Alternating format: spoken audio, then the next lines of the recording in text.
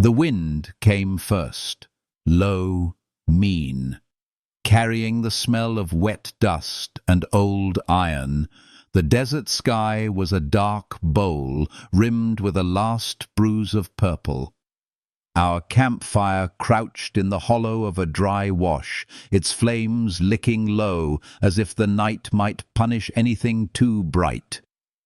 He stepped into the glow with rain on his hat brim, broad shoulders, a coat that had seen worse than weather. His eyes held the kind of quiet that belonged to men who have crossed more than one bad line and kept walking. He did not speak. She sat on a rolled blanket near the fire, hands around a tin mug, fingers chilled, hair damp at the temples. The flames painted her face with copper and gold. There was a small scar at her mouth, the kind that told a story no one had the right to ask for. She did not speak either. At last he put down his saddlebag and crouched. The fire popped.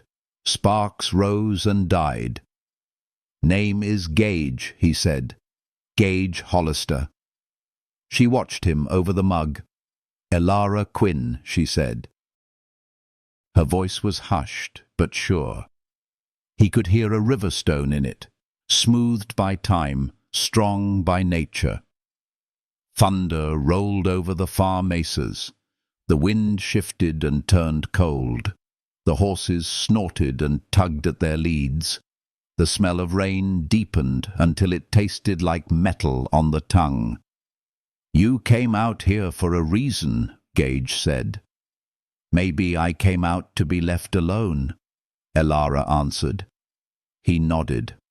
"I know that reason." Silence stretched, not thin, not awkward, a quiet that let both of them breathe. The kind of quiet a body finds after running too long, the kind that feels like a hand on the spine saying, "Rest." He took a stick and pushed a coal. Little light flared. Shadows climbed and bowed around them. He did not ask her story. He could feel it anyway. That ache at the edge of her gaze, that old burn behind her calm. A branch cracked in the arroyo, just the wind. Still, Gage's hand went to the revolver at his hip. Light, easy, habit, more than fear.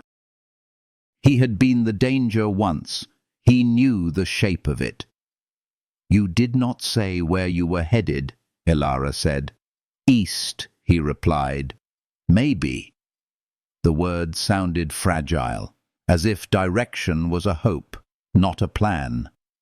She lowered her mug. The storm pulled closer.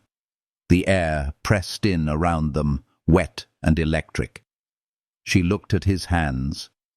Scarred, capable, gentle in the way they moved near the fire.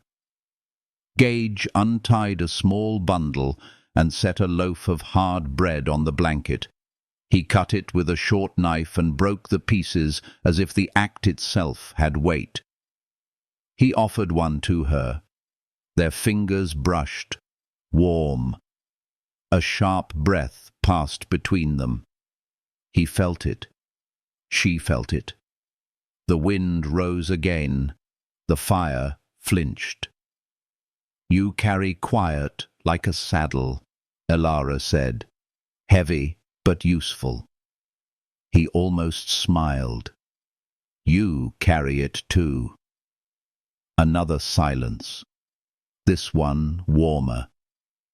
The storm had not yet burst. The sky held it back like a man holding his anger behind his teeth. It gave them a moment out of time. He let his shoulders drop. She let her jaw soften. The desert seemed to lean closer to listen. He wanted to ask who had put that watchful caution in her eyes.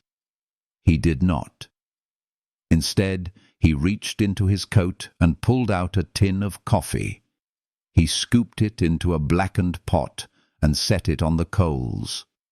The scent rose like a promise. The first drops fell, fat, cold. They hissed on the stones. The horses pulled again, then settled when Gage spoke low and steady. His voice to the animals was different, softer. Elara listened and felt something uncoil inside her. The way he said, "Easy now, boy," felt like it could fit a wound and cool it. But then she whispered, "What are you running from, Gage Hollister?" He let the questions sit. The coffee bubbled. He lifted the pot, poured it slow so it would not scorch. He handed her a cup. His eyes met hers. The truth stood there, close as the fire. "The kind of past that teaches a man how to keep watch," he said. His tone had no bitterness, only fact, worn smooth by use.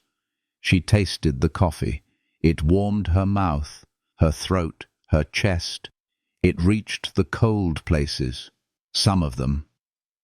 "I know that past," she said. "It changes what a person wants." "What do you want, Miss Quinn?" "To sleep without waking to the sound of a door that is not there," she said. "To touch and not flinch. To be seen and still be safe." Gage looked at the fire. A gust bent the flames low. He thought of a boy he had once been, of a man he had to bury to become the one who sat here now. The rain picked up. It pattered on the brim of his hat. It dusted the shoulders of his coat and darkened the leather. "You can sit close," he said. "Warmer on this side." He did not reach for her. He made room. Elara set her cup down and moved closer. The heat touched her knees, then her hands. The smell of wet sage rose from the banks above them. Thunder broke again, closer now. She could feel the charge in the air like a hand grazing the back of her neck. They sat with that heat, with the sound of rain on stone, their shoulders nearly touching. Not quite. The space between them felt alive, not tense, just quiet with its own kind of promise. Gage drew a blanket around them both. He did it with a careful grace, asking without words. She answered by letting herself be drawn in. The blanket smelled of smoke and horse and the honest work of weather. She settled against him, not deep, not needy, a lean that said, "I choose this." He breathed once, low and steady. Something in him eased. He told her a small story then, not the worst. A trail fight near Abbott's Well. A friend who did not make it. The way Dawn looked that morning. Pale and stubborn. He told it so she could hear the man inside his quiet. The one who kept going because someone had to. She watched the fire through the weave of the blanket. The flames blurred. She spoke of a ranch house with blue shutters that had not stayed blue, of a promise that turned on her and left grit in her mouth. She did not say names. She did not need to. He understood. Loss has the same shape, no matter where it sits. The wind softened. The rain steadied. Their breathing found a rhythm that matched the shy hiss of the coals. Her hand rested near his on the blanket. She felt the warmth of his skin through the wool. He felt the tremor that lived under her calm begin to quiet. He turned his head a little, close enough that his breath brushed her temple. He did not kiss her, not yet. He waited. The waiting was its own kind of care. It let her heart decide the distance. It let trust rise like heat from the fire. Above them the clouds shifted. A sliver of moon showed and was gone. The wash gleamed in streaks of silver. The horses shook their manes and settled. Elara spoke first, her voice softer than before. "Thank you for the blanket." "Thank you for staying," he said. A coyote cried from far off, thin and lonesome. The sound went through them and left a tender space behind. In that space the night felt almost forgiving. A shape moved on the rim above the wash, quick, then still. Gage heard it. Elara felt his body change beside her. Not hard, not alarmed, watchful. He set the tin cup down and eased to one knee. "Do you see it?" she whispered. "Maybe only the storm," he said. But his eyes stayed on the ridge. The wind held its breath. The fire bent low as if listening. The first real flash of lightning crawled across the western sky. If this warmth has found a quiet place in you, stay close. The night still has more to tell. If your heart is listening, let it linger by this fire and feel the way the desert keeps a secret until it is time. Lightning split the ridge in two. For a heartbeat, the desert turned to silver bone. Then darkness folded back in, thick as breath. Gage stood just beyond the reach of the firelight, hand loose near his revolver. The wind carried the smell of wet creosote and something else. Leather, sweat, movement. Elara rose, the blanket sliding from her shoulders. "It wasn't the storm," she whispered. He didn't answer. The way his body stilled was enough. His eyes narrowed toward the rise. Rain pattered harder now, a slow drum on stone. The horses shifted again, restless. "Get low," he murmured. She crouched beside the log, heart thudding so loud she feared it might speak for her. The fire hissed. Somewhere beyond the glow, a rock turned under a boot. Then a voice, rough, taunting, called down through the storm. "Didn't expect to find ghosts in my old hunting grounds." Gage straightened, slow. "You're far from home, Redin." Elara looked up at him, surprise flickering through her fear. The way he said the name, quiet, familiar, told her this meeting had been waiting a long while. A chuckle came from the dark. "Still alive, Hollister. I figured the desert swallowed you with the rest of your sins." Gage's jaw worked once. "Guess I'm harder to bury." Thunder answered. The rain thickened into sheets, beating the dust flat. Elara caught sight of a shape moving, then another. Two men now, easing along the rim above them. "Friends of yours?" she breathed. "Used to be," he said, "until gold made them different." The firelight flared with the wind. His shadow stretched tall against the wash wall, wild and steady all at once. Redin's voice came again. "You've got something that ain't yours, Gage. Always did." Gage's hand dropped to his revolver. "You'll have to come down here to take it." The answer came in the crack of a rifle. Stone burst near the fire, scattering sparks. Elara ducked. Gage stepped in front of her, body a shield. The sound echoed off the canyon walls, then the rain swallowed it. He moved fast, grabbing her hand, pulling her toward the slope behind them. "There's an old trail in the rocks. Stay close." They ran. Mud sucked at their boots. Lightning flashed again, painting the world in violent white. Elara's lungs burned, but she didn't let go. She could feel his grip, strong, grounding, alive. Another shot tore the air. The bullet struck the sand near her feet. Gage turned, fired back once, twice. The echoes tangled with the thunder. Then they were climbing, scrambling up the slick stones, breathless. At the top, the wind hit them full.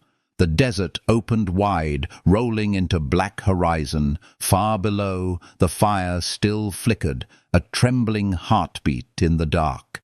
Gage crouched behind a boulder, chest heaving. He wiped rain from his face and looked at her. "You all right?" She nodded.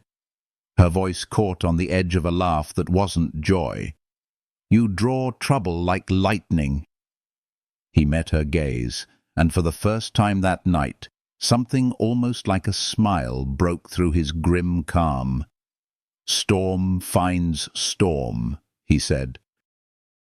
She studied him through the rain, this man with thunder in his eyes and gentleness in his hands. "Who is he?" "Red in coal," Gage said. "We rode together once, dug for gold up north. When the claim went bad, he blamed me for losing what wasn't meant to last. And now? Now he wants to finish what the mountains started." Elara pressed a hand to her chest, feeling her pulse. "And me? You plan to leave me to his storm?" He shook his head. "You're safer with me than with the desert alone." For a long breath, the rain softened. They could see the faint glow of their dying campfire below. It looked almost peaceful, like the memory of a home neither of them had known. Gage turned, scanning the ridge.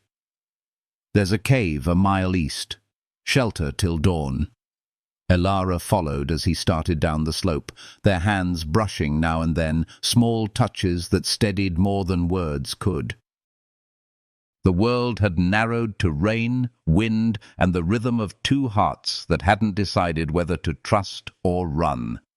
When they reached the cave, he led her inside. The air smelled of stone and old ash. He struck a match, lit a small flame. Shadows danced against the walls. Elara's breath trembled. Her hair clung to her face, her dress heavy with rain. Gage removed his coat and laid it near the fire to dry, then turned away, gentle in his silence. "You can turn your back," she said quietly, "but I'm not the one who scares easy."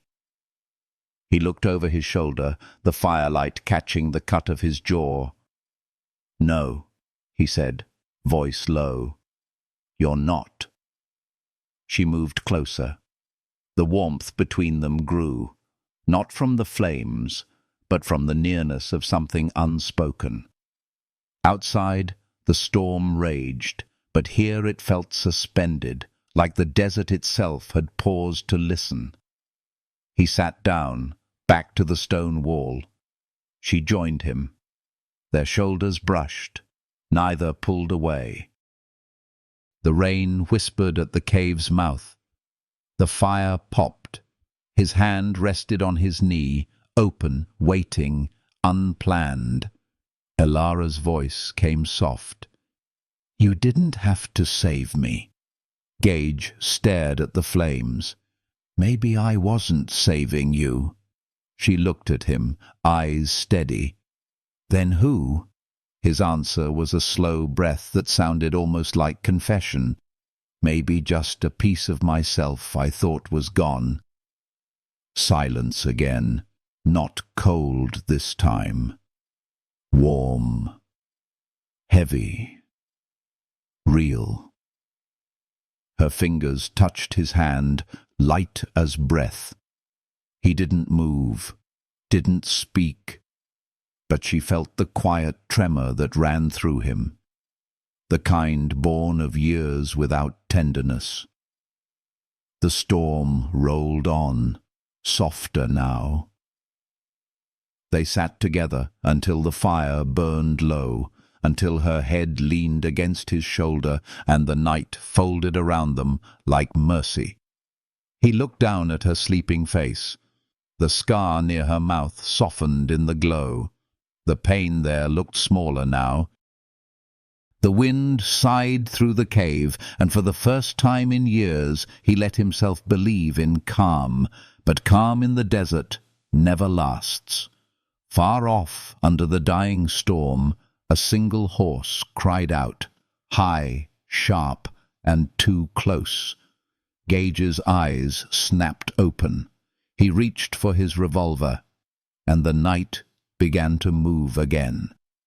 If the warmth of this moment still lingers, stay close to the fire. The dawn has not yet broken, and the storm still holds its secrets. The horse's cry faded into the wind, but Gage was already moving. He slipped from under the blanket without sound, boots finding the earth with the certainty of a man who'd woken to danger too many times. Elara stirred. "What is it?" He raised a hand, quieting her. "Rider." The word came low, shaped like breath. The fire in the cave had sunk to embers. He nudged a coal with his boot, dimming it further. Only the faintest orange glow lit the hollow of their shelter now. Rain had thinned to a whisper outside, but the desert still smelled of thunder, wet dust, hot iron, and the edge of something waiting. Elara pulled the blanket tight around her shoulders. Her eyes, dark and awake, followed him as he stepped to the cave's mouth. The horizon was bruised blue and silver. Dawn hadn't come yet. Out in that in-between light, he could just make out a rider leading two horses across the flats, one limping, one loaded heavy. "Redin," Gage murmured. "He's hunting blind in the dark." She rose and came beside him. "Then we go?" "Not yet," he said. "If we move now, we'll draw him straight here. Let the storm cover our scent a while longer." They stood there, shoulder to shoulder, watching the slow crawl of the rider across the basin. Her breath left a cloud in the cold air. His hat brim dripped rain down the line of his jaw. In the hush between thunder and sunrise, their nearness spoke more than fear. When he turned to her, she was already looking at him. Her voice was barely a whisper. "You've faced him before, haven't you?" "Twice." "And lost?" He shook his head. "Survived." He let the word hang there, rough-edged but steady. It wasn't pride. It was the sound of a man who knew the cost of staying alive. Elara touched the scar near his collarbone. "That one his?" He nodded once. "Long time ago. Left me half dead near the Cimarron Trail." "And now he's here," she said, "still chasing what he already took." He looked down at her hand, still resting near the scar. "Maybe he doesn't want gold anymore." She understood before he said more. The way his voice lowered, the way the night seemed to listen, it meant Redin was after something deeper, revenge, or closure twisted by hate. Elara drew back slightly, her pulse quickening. "Then we can't stay." "We won't." He picked up his coat, checked the revolver, the rifle. His motions were quiet, deliberate. Rain dripped from his fingers, the sound like a metronome for decisions he'd made before dawns like this one. "Eat something," he said, nodding toward the pack. "We'll ride when the light breaks." She found a piece of dry bread and tore it in half. Her stomach was tight, but she forced a few bites. He took the other half. They ate in silence, like two souls who'd shared war instead of a meal. The wind shifted, cool, smelling of mesquite and wet stone. The storm was leaving. Through the cave mouth, a streak of red began to climb the edge of the world. Gage glanced back at her. "You can ride?" She gave a short smile. "My father taught me before he taught me to pray." That pulled something soft from him. a sound almost like laughter, but caught halfway between memory and disbelief. They led the horses out. The animals were damp, restless. Gage checked the cinches, ran a hand along the mare's neck. "You'll take Clover," he said. "She's sure-footed." Elara swung into the saddle. "And you?" "I'll ride the devil I came in on." The sky was blooming pink and grey. They started east, away from the hollow, across the wide basin that steamed under the new light. Behind them, the ridge watched, its rocks still slick from rain, its secrets unspoken. For a while, they rode in silence. The desert felt clean, washed bare. The wind carried a hush that belonged to places where everything once burned and then began again. Elara's voice came soft over the rhythm of hooves. "What happens when you find him?" Gage's eyes stayed on the horizon. "I end it." "And after?" He didn't answer right away. "After, I stop running." She watched the hard line of his jaw, the way dawn light caught in the stubble on his cheek. "You think a man like you gets to stop?" He met her gaze. "Maybe not, but I can want to."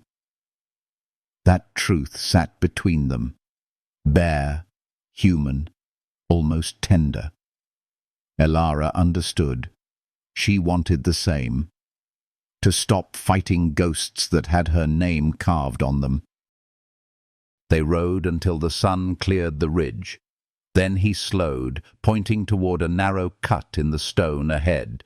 "There. Old trail toward Dry Creek. We'll rest there. He won't track us easy through that wash."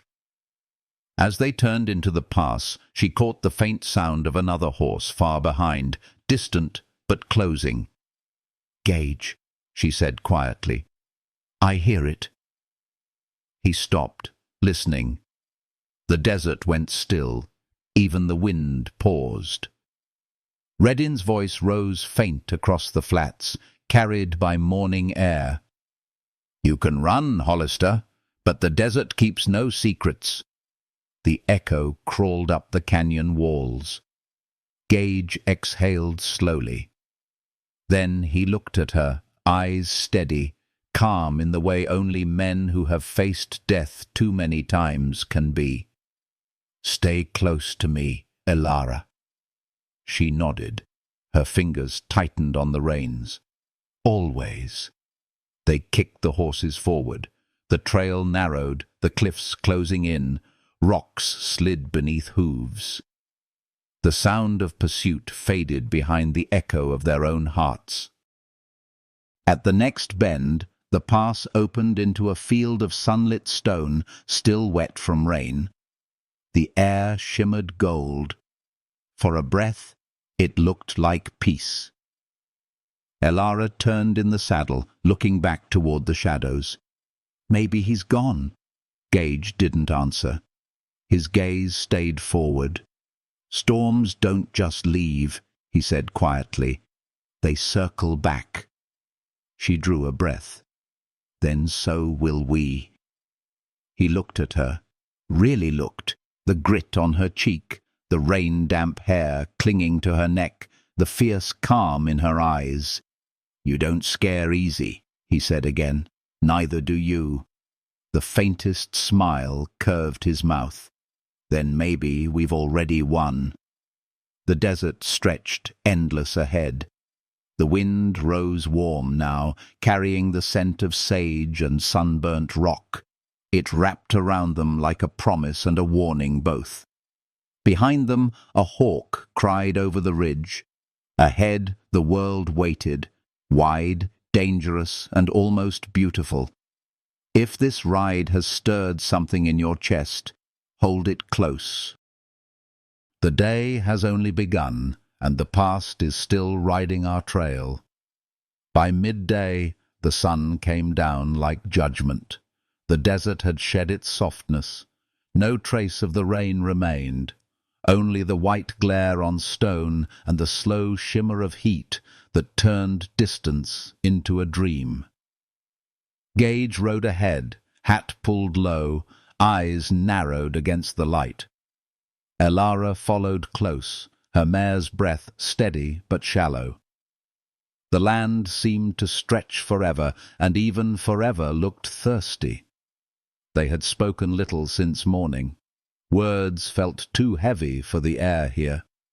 Still, silence between them didn't feel empty. It was shaped, almost tender, the kind of quiet two people share when they've both bled for it. A vulture turned circles overhead. Far behind, the pass was swallowed by haze. Elara shaded her eyes. "You think he's still coming?" Gage didn't look back. Redin's the kind who'd follow a shadow till it gave him something to kill. She studied the set of his shoulders, the stillness in him. "And you'll meet him head-on." He said nothing. The answer was already written in the way his hand rested on the worn handle of his revolver. They rode until the ground sloped downward into a narrow canyon, a hidden cut through the rock, wide enough for a stream long since gone dry. At its heart lay a camp half swallowed by sand. A ring of stones, a few blackened logs, and the bones of an old wagon. Gage dismounted first, scanning the place. "Someone lived here once," Elara murmured. "Or tried to," he said. "This canyon's called Widow's Rest. Never heard of anyone staying long." He led the horses to shade beneath a rock shelf. "We'll wait here a while. Let the heat break." Elara slid from the saddle. Her legs ached. Her palms burned from the reins. She knelt, scooping a handful of sand that burned like coals. "How does anything live here?" "By remembering how to hurt," Gage said. She looked up sharply. "That's supposed to be wisdom?" "Just truth." He took his canteen, handed it to her. "Drink slow." The water was warm, but it tasted like mercy. She handed it back. Their fingers brushed again, that same quiet spark that came not from surprise but recognition. She sat against a stone. "You said you and Redin rode together. What broke it?" He took a long breath before answering. "Greed. Trust. The usual things men break. Tell me anyway." He crouched beside the wagon's ruin. "We struck a vein outside Taos. Deep, clean, enough gold to buy every lie we'd ever told ourselves. But when the shaft flooded, Redin said I left him there. Said I took what was his." Her eyes softened. "Did you?" He looked at her, really looked. "No.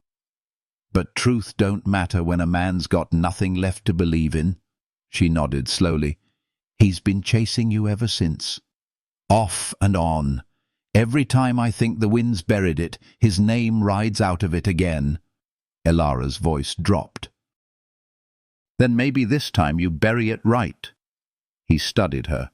The dust streaked on her cheek, the stubborn grace in her mouth. "You talk like someone who knows what that means." "I do," she said quietly. "I buried a man once, not in the ground, in my heart." He didn't ask who.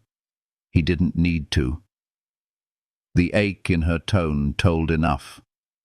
The wind began to stir again, curling sand around their boots. The canyon hummed with heat, alive with silence. Gage's shadow stretched beside hers, merging, parting, merging again with each tilt of the sun. He found himself watching her more than he meant to.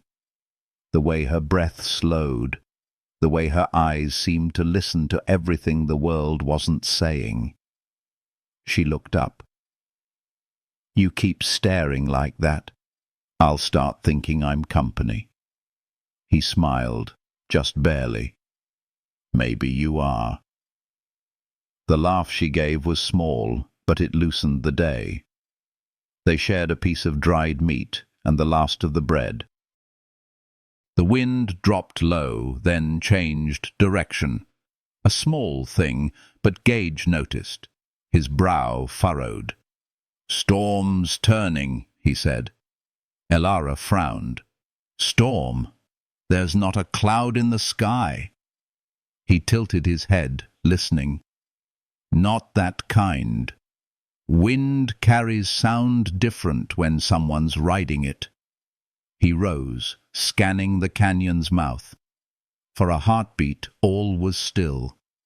Then, a faint clatter of stone. Hoofbeats. Slow, patient.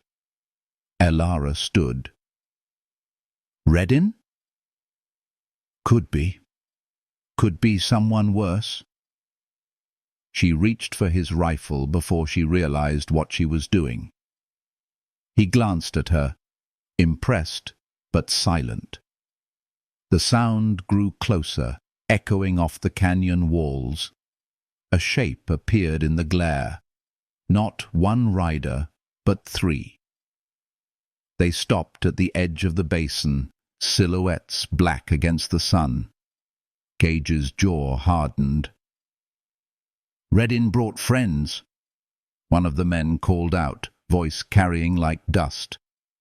"You've got something belongs to him, Hollister. Hand it over, and maybe you walk." Gage stepped forward. "You always did have trouble knowing what's yours, Redin." Laughter rolled across the heat. "You and that tongue. Guess I'll cut it this time." Elara moved closer. "We can't fight them all." He kept his eyes on the riders. "You hide behind that wagon. If they rush, aim for the one on the left. He's the fast hand. I'm not leaving you out here. Didn't ask you to." He met her gaze, steady and soft all at once. "Just trust me enough to cover my back." The moment held. Two souls and a promise forged in firelight and storm. The riders began to move. Dust rose behind them, gold and red in the sun. Gage took one step forward, revolver loose at his side. The heat bent the air. The world narrowed to pulse, breath, and the glint of steel. Elara crouched behind the wagon, heart hammering. She remembered the weight of his voice, the steadiness of his hand. She took aim.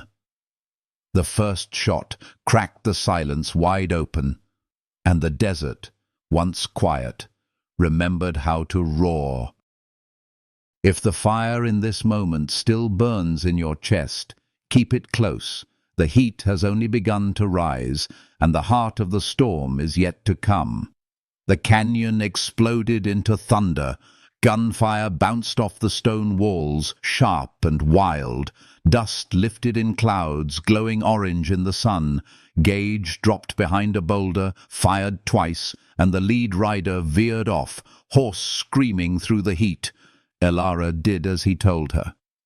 From behind the wagon she took aim, hands steady despite the pounding in her chest. She saw the man on the left raise his rifle, and she squeezed the trigger. The crack of the shot was clean.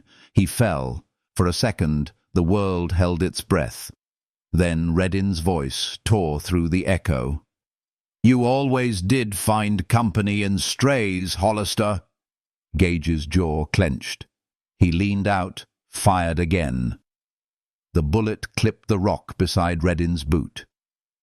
"You can still walk away," Gage called. "Leave the past where it's buried." Redin laughed, a sound dry as bones. "You buried me once. I ain't staying under." The second rider charged. Gage waited, counted heartbeats, then shot. The man pitched sideways, his hat spinning into the sand. The horse bolted down the canyon and vanished. Silence tried to return, but couldn't find its place. The smell of smoke and gunpowder filled the air, thick and bitter. Elara stepped from cover, rifle still warm in her hands. Her eyes found Gage's. He nodded once. "Good shot." "You told me to aim for the left," she said, voice trembling between fear and pride. "I listened." He almost smiled. "Remind me not to argue with you." But the relief lasted only a breath. Redin was gone from sight. Somewhere above, a rock shifted. "Up high," Gage muttered. "He's climbing the rim." They ran, boots scraping the loose stone, heat pressing against their backs. Every muscle screamed. The canyon curved, opening into a rise scattered with mesquite and broken shale. When they reached the top, the world stretched wide again. Endless light, endless silence. And there, 50 paces ahead, Redin stood with the sun at his back, gun drawn. He looked older than Gage remembered. The years had carved his face into something half ghost, half flame. "So, this is where it ends," he said. "Doesn't have to," Gage answered. Redin smiled without warmth. "It always had to." Elara moved behind a rock. The wind tore through her hair, carrying the smell of salt and dust. She watched the two men, how still they stood. She could feel the past hanging between them like smoke. Redin tilted his head. "You left me to drown in that shaft, remember? You walked away while the mountain took me." "I came back," Gage said quietly. "You were gone. You took the map. The gold." "There was no gold." Redin's laugh cracked. "Then what are you holding on to so tight, Gage Hollister?" Gage's voice softened. "Not you. Not anymore." For a long heartbeat, nothing moved. And even the wind seemed to wait. Then Redin raised his gun. Gage fired first. The sound rolled through the canyon like thunder, finding its echo. Redin staggered back, eyes wide, then fell to his knees. His weapon slipped from his hand, clattering against the rock. Gage stood there, chest heaving. He didn't move until Elara's hand touched his arm. "It's done," she said. He looked at her, sweat streaking his face, dust in his hair. "Nothing's ever done. It just changes shape." She glanced at Redin's still form, the desert already beginning to claim him. "Then let it change," she said. "Let it finally be over." He nodded, slow. Over. They walked back to the horses without speaking. The heat was easing now, the light turning softer, more forgiving. When they reached the basin again, Gage stopped and poured what little water remained over his hands, watching it darken the sand. Elara leaned against the mare, eyes closed. Every muscle in her body ached, but the ache felt alive, not broken. Gage turned toward her. "You held your own out there." She opened her eyes, smiled faintly. "Guess I did." He looked away, voice low. "Didn't expect you to stay." "Maybe I didn't either," she said. "But leaving never healed me before." The words caught him off guard. He studied her face. The strength there, the quiet beneath it. The sun brushed her hair in gold. "I ain't much of a home," he said. "Maybe I don't need one," she answered. "Just someone who remembers what storms sound like." For the first time in years, he let a small laugh slip. It sounded strange, rusted, but real. You got away with words, Elara Quinn. You've got away with silence, she said. Between us, maybe that's enough. The wind shifted again, cooler now. The desert felt different. Not gentler, but honest. The kind of place that gave nothing it didn't mean. Gage gathered the horses. We'll ride north. There's an old line shack near Red Mesa. You'll be safe there till the next town. She stepped closer, her hand brushing his. And you? He paused. Never been sure what comes after peace. Her fingers stayed near his, barely touching. Then, maybe we find out. They stood like that, the air between them charged with quiet heat. Not the blaze of battle, but something deeper, slower, born from survival and trust. The sun slipped lower, throwing their shadows long across the sand. Somewhere a hawk called, high and lonely. Elara looked west, where the canyon still smoked with gunpowder. Funny, she whispered. Storm's gone, but I still feel it. Gage met her eyes. That's how storms work. They stay inside you long after the sky clears. She nodded, her smile soft. Then let's ride before this one finds us again. They mounted up side by side and turned toward the open plains. The wind picked up behind them, carrying the smell of spent rain and new beginnings. And as they rode into the cooling light, the desert held its silence, not empty, but full of everything they hadn't said yet.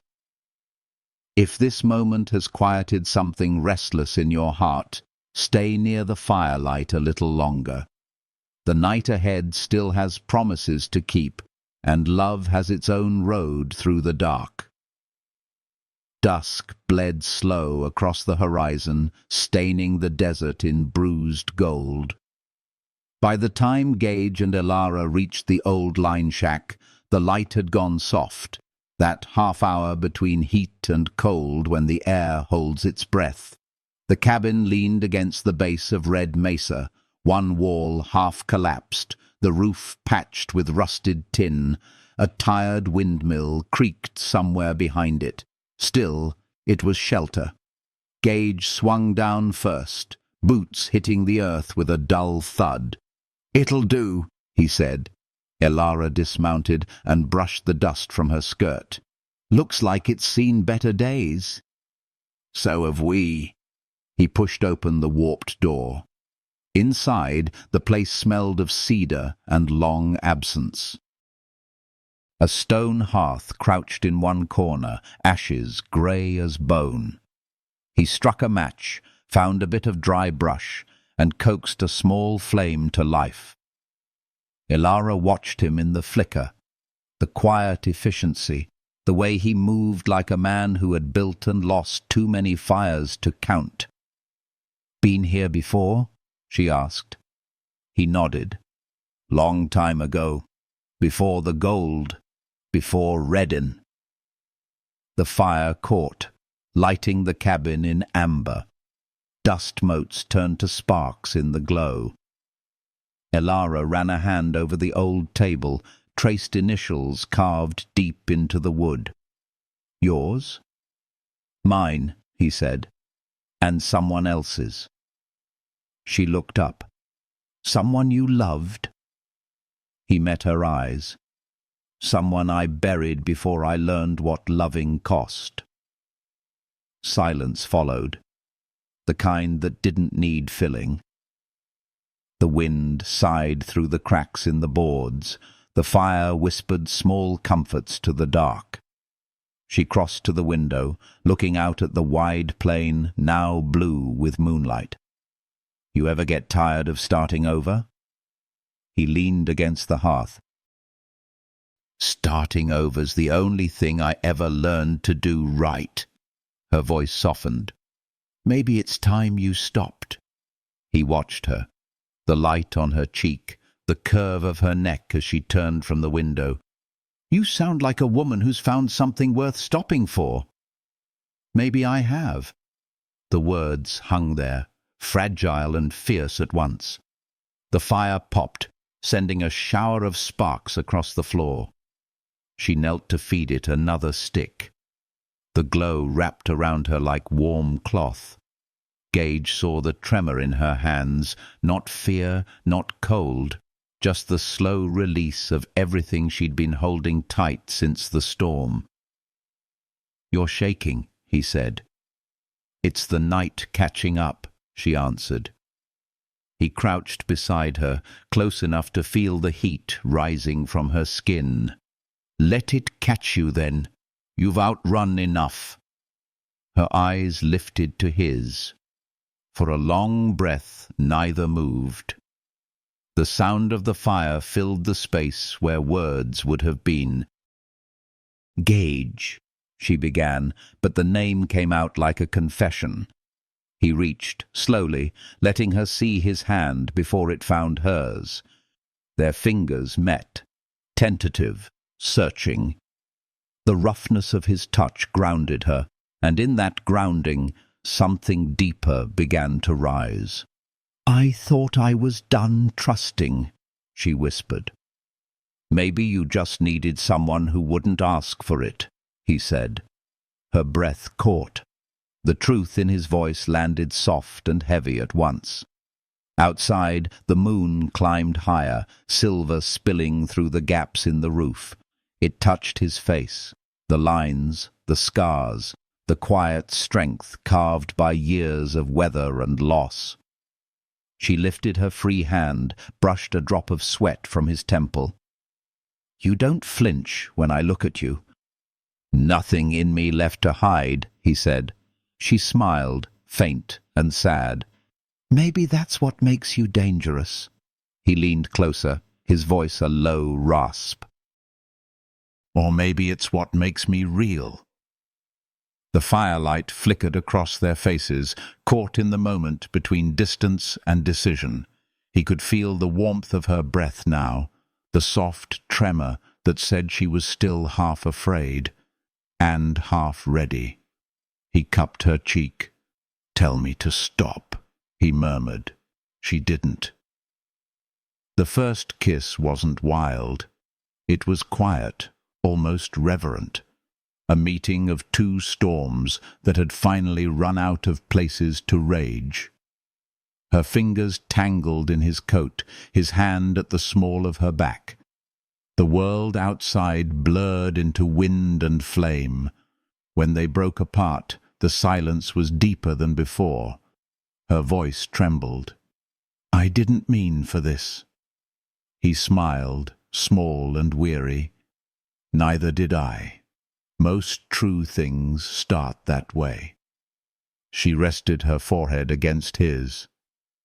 "Then let it be true." They stayed like that.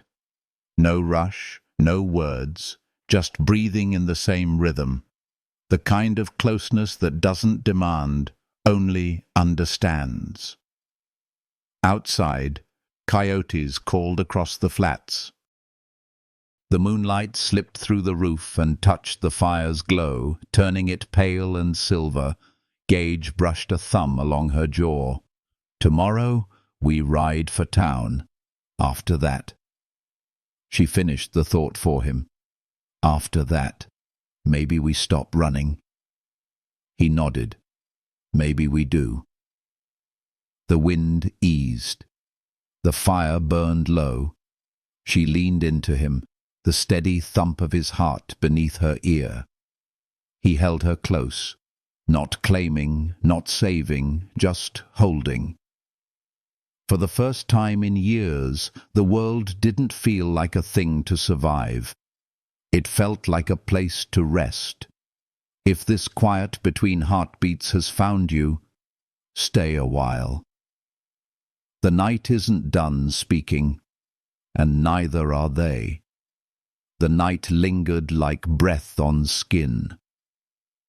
Outside, the desert exhaled its heat into the stars, and the windmill creaked slow, turning under a tired moon. Inside the cabin, the fire had burned to embers. Shadows draped across the walls like ghosts too gentle to haunt. Gage sat near the hearth, shirt undone at the throat, his hat resting beside him. Elara lay half-turned toward the light, her hair spilling loose over his blanket, the color of dusk itself. Neither spoke for a long while. The silence was its own kind of confession, something sacred, fragile, and a little dangerous. She stirred first, voice soft, almost a whisper. "You always sleep with one eye open." He looked over, mouth twitching in something close to a smile. "Habit. Old trails teach you not to trust the dark." Her gaze held him steady. "And me? Do you trust me?" He leaned back against the log wall. "If I didn't, I'd have been gone before dawn." That answer made her breath hitch, not from surprise, but from knowing he meant it. She propped herself on one elbow, the blanket slipping down her shoulder. The firelight caught her skin, turning it the color of gold seen through whiskey. "You keep walls around your heart the same way you build a fire, careful, quiet, always leaving room to breathe." His eyes softened. "And you?" She smiled faintly. "I used to build them higher, but you made me forget how." He reached across the space between them, fingers tracing a stray curl at her temple. "You sure that's a good thing?" Her answer was a breath against his thumb. "Ask me in the morning." He drew her close, slow, no urgency in it, only warmth, the kind that comes from two storms finally choosing to rest in the same sky. Her body fit against his like something found, not taken. He felt the tremor leave her as his hand moved along her back, the steady rhythm of his touch smoothing the years she'd spent bracing for pain. Her lips brushed his jaw, her voice soft. "You smell like rain and dust." He smiled against her hair. "You smell like trouble. I don't regret." They laughed quietly, the sound small but real, swallowed by the crackle of the coals. When his mouth found hers, it wasn't wild like the rainstorm had been. It was slower, deeper, a promise spoken in the language of skin and silence. She melted into it, fingers gripping his shirt, the taste of smoke and salt between them. The night deepened. The fire burned down to a low orange glow. Time seemed to stretch and dissolve, leaving only the rhythm of breath, the slide of fingers, the weight of trust being reborn. Later, when quiet returned, Elara lay with her head against his chest. His heartbeat was steady, slow, the kind of sound that makes the world feel right again. She traced a scar across his ribs with one finger. "This one." "Knife fight in Abilene," he murmured. "Wasn't my best day." "And this?" She touched another, near his shoulder. "Bullet. Missed the bone. Didn't miss the lesson." Her smile was small, almost sad. "You've been carved by everything that tried to break you." He looked down at her. "So have you." She nodded. "Maybe that's why we fit." The wind picked up, slipping through the cracks in the wall, lifting the edges of the blanket. He pulled it higher around them, his arm a steady weight over her waist. "Tomorrow," she whispered, "do we keep riding?" He thought a long moment. "Maybe we stop in Red Mesa. There's a preacher there. A town that forgets names. She looked up at him, eyes glinting in the dim light. You want to be forgotten? Sometimes forgetting is the only way a man can start over. She rested her palm on his chest. Then let's be remembered by something else. He brushed his thumb over her lips. Like what? The way this feels, she said. The quiet after the storm. He kissed her again, soft, slow, reverent, as if sealing those words into the night itself. Outside, the wind changed direction. Somewhere far off, thunder rolled faint and lazy, as if the sky itself remembered. He whispered half to himself, "Storms don't die easy." She smiled against his shoulder. "Neither do we." The fire gave one last crack, then settled to ash. The moonlight through the roof painted them in silver, tangled in each other's warmth.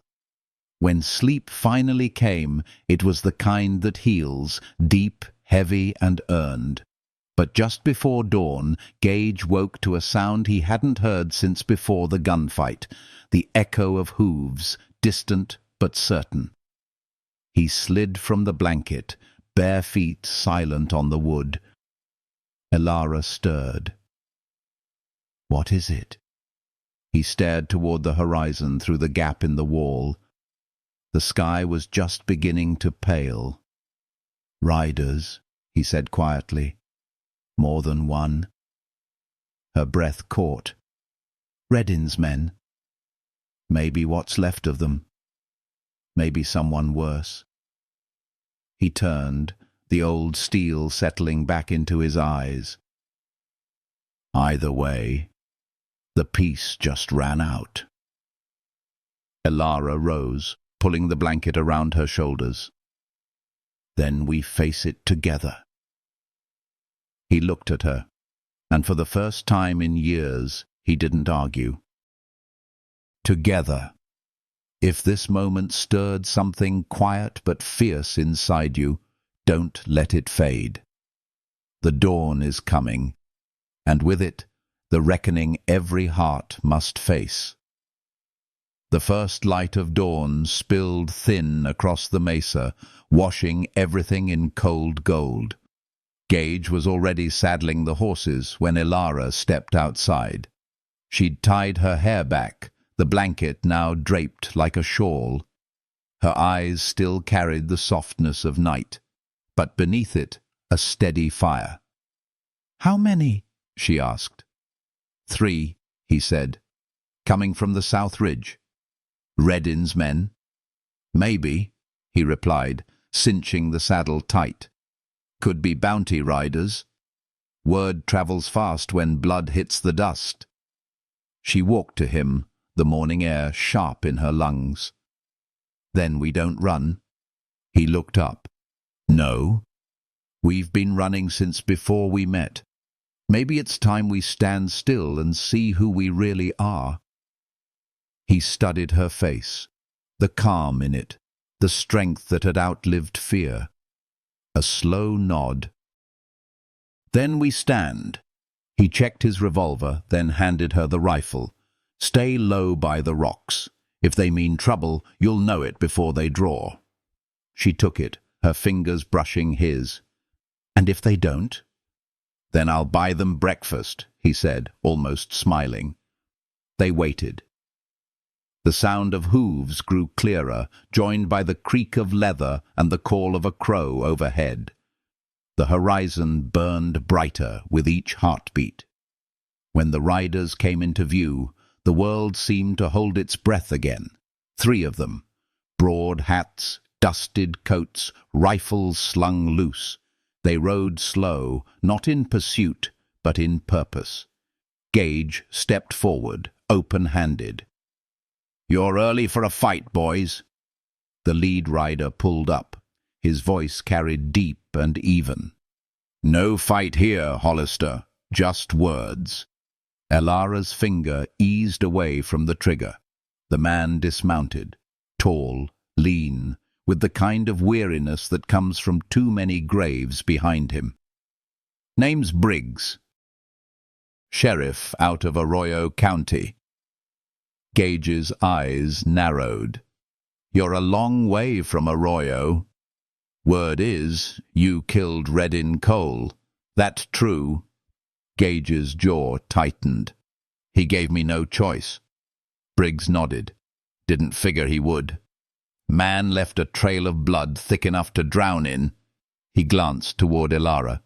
She the woman he was after? Gage stepped slightly in front of her. She's no one's quarry. Briggs raised a hand. Didn't say she was, just asking if it's finished. It's finished, Gage said. For a moment, no one spoke. The wind tugged at the sheriff's coat. A hawk cried somewhere above the cliffs. Finally, Briggs nodded once. Then there's nothing left between us. He turned to mount up, then paused. You heading north? Thinking on it. Red Mesa's clean country, the sheriff said. People there don't ask questions if you don't give them reason. Gage met his gaze. Appreciate that. The sheriff tipped his hat to Elara. Mom. Then he and his men rode off slow, disappearing into the brightening desert. When the last hoofbeat faded, Elara let out a long breath. You think he meant it? Gage holstered his gun. Doesn't matter. Sometimes peace is just a man deciding not to look back. She looked toward the rising sun. Then maybe that's what we do. He turned to her. You still want to stop running? I want to start living. He smiled faintly, the kind of smile that came from deep inside, cautious but real. Then, Red Mesa it is. They broke camp, the morning warming quick. The world seemed wider now, the air carrying not threat but promise. As they rode, silence filled the space between them, soft, companionable, alive. By noon, the desert had turned gold again. They passed a line of dry fence posts, half buried in sand, the first sign of land once claimed and forgotten. Elara shaded her eyes. You ever think the land remembers us, Gage? He considered that. The land remembers everything. We're the ones who forget, she smiled. Then let's give it something worth remembering.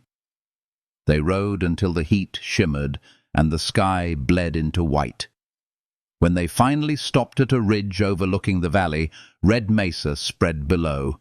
A scatter of buildings, smoke rising from a blacksmith's forge, the sound of distant bells. Elara dismounted first. Looks like a place that might let two ghosts start fresh. Gage joined her, hand resting lightly on her back. You think they'd take us for who we are? She looked up at him. Maybe they'll take us for who we've become. He nodded. That's harder to hide. Her lips curved. Then don't hide. The wind rose behind them, warm and carrying the scent of sage. The world seemed to pause, waiting for the next breath. Gage turned to her. If we walk into that town, there's no going back to what we were. She met his eyes. Good. For a heartbeat, the world felt still, as if even the desert was listening. Then he took her hand. No hesitation this time. Just the quiet certainty of a man who'd finally chosen his peace. They started down the trail together, the town drawing closer with each step. The sound of the wind faded behind them, replaced by something gentler, hope, fragile but fierce. Halfway down, Elara glanced back one last time at the endless horizon they'd left behind, the shack, the storm, the ghosts, all swallowed by light. When she turned back, Gage was watching her. What is it? He asked. Just wondering, she said softly. If the storm ever really ends. He smiled. No, but maybe it learns to rest. If this dawn has warmed a quiet place inside you, stay close. The fire hasn't burned out. It's only waiting for the right wind to rise again. Red Mesa smelled of dust, coffee, and the faint sweetness of horses. It was the kind of town that didn't ask where a soul came from, just what they could live with. By the time Gage and Elara rode in, the afternoon light had turned amber, slanting through the open doors of the saloon and catching on glass and brass. Children ran barefoot down Main Street, and the blacksmith's hammer rang steady from somewhere behind the stables. Elara looked around, her voice low. Feels almost normal. Gage dismounted, his eyes scanning the town with a lawman's caution. That's the trouble with normal. You stop looking for the next storm. She smiled faintly. Maybe we let this one find us slow. They left the horses with the stable hand and walked toward the boarding house. Every step felt strange, like people who had outrun ghosts but hadn't yet learned how to walk without watching shadows.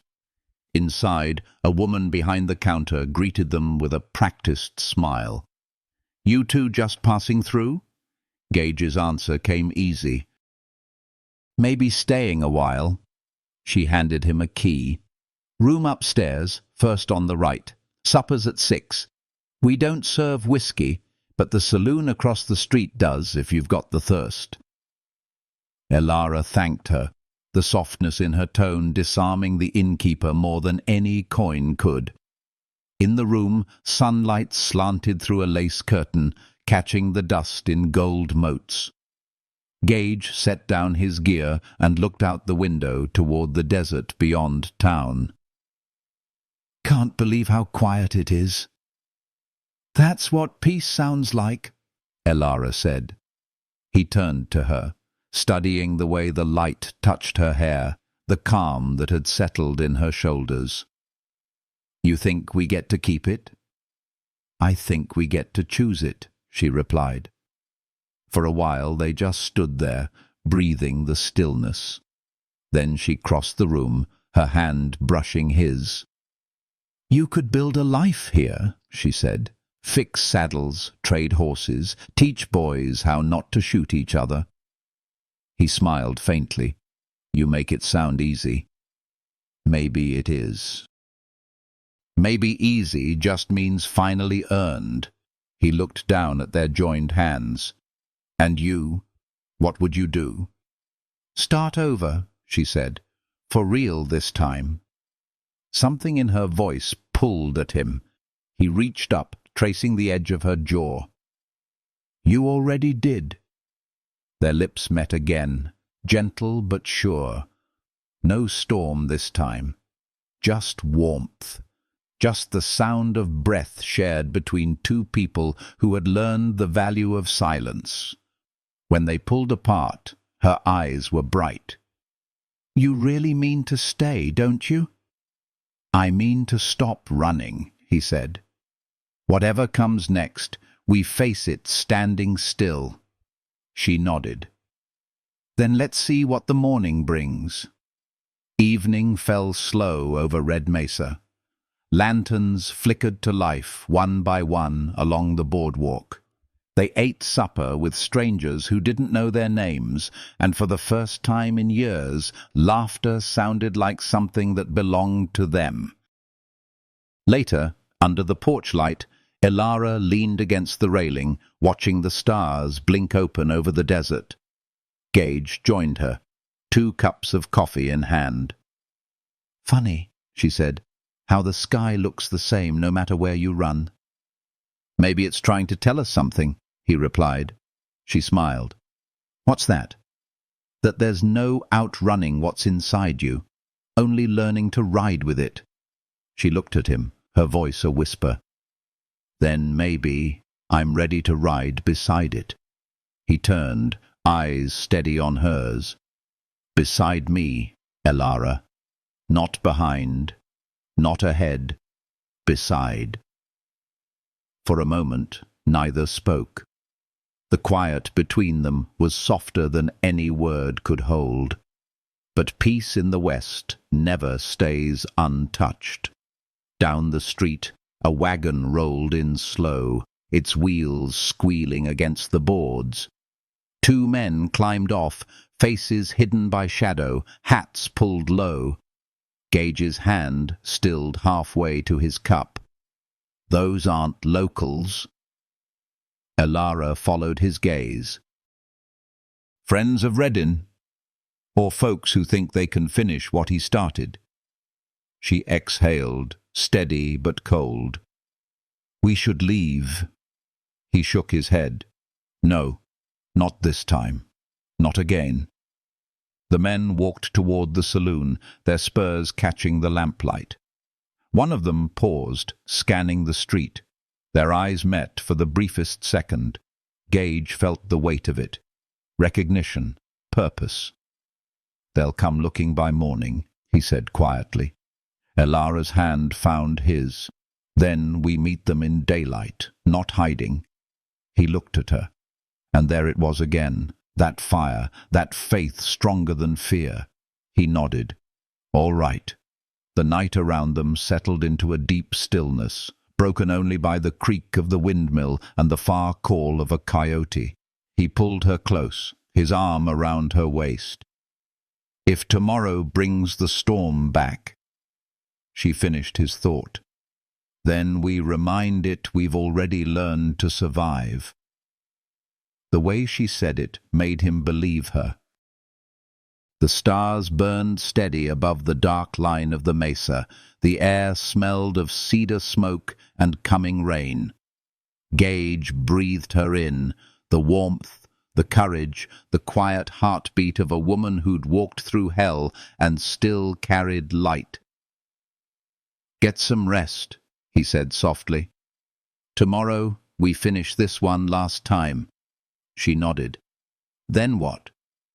"Then we start living the way the desert remembers, honest and unafraid." If this calm before the reckoning has found its way beneath your skin, hold on to it. The sun is rising soon, and with it, the truth every love must face beneath the western sky. The dawn came slow, bleeding red over the horizon. Red Mesa woke in silence, the kind that knows before a gun is drawn that something's about to change. Gage was already outside when the first bell rang from the small chapel down the street. His coat hung open, revolver low at his side. The air was cool but tight, holding its breath. Elara stepped out behind him, hair braided, jaw set. "They'll come?" He nodded once. "They always do." She touched his arm. "You don't have to prove anything, Gage." He turned to her, the morning light soft on his face.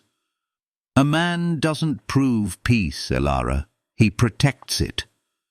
She studied him, the calm in his eyes, the quiet strength that used to be pain. Then she said what she'd been holding since the storm. "If they take you, they take me too." His mouth curved, faint but real. "Then they'll have to catch us both." The words carried between them like a promise. The street lay empty except for dust and sun. Then came the riders, 3 silhouettes moving through the heat shimmer. The same men from the wagon the night before. They stopped 20 paces away. The leader dismounted, dark coat, scar down his jaw. His voice was like gravel rubbed dry. "Hollister, heard you're living soft now." Gage stood tall. "I'm living right." "That's so?" The man's grin was a wound. "You left Reddin bleeding in the sand." "Some folks say that makes you rich. Others say it makes you next." Gage's voice didn't rise. Redin died chasing ghosts. Don't make his mistake. The man's hand brushed his gun. Mistakes thinking peace buys forgiveness. Behind Gage, Elara's breath hitched, but she didn't move. She knew better than to break a silence that could still turn to mercy. He spoke again, softer now.